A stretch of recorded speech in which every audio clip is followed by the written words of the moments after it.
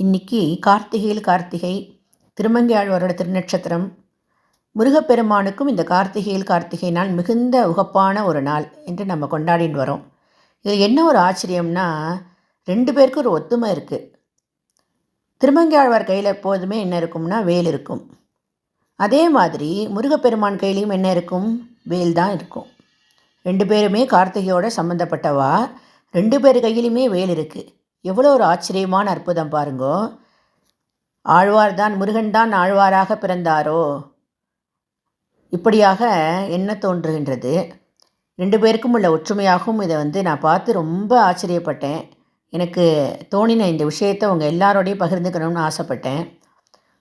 அழகன் கை வேலுக்கும் ஆழ்வார் கை வேலுக்கும் போற்றி போற்றின்னு சொல்லி, வெற்றிவேலு முருகனுக்கு அரகரோகரா, ஆழ்வார் திருப்படிகளுக்கு பல்லாண்டு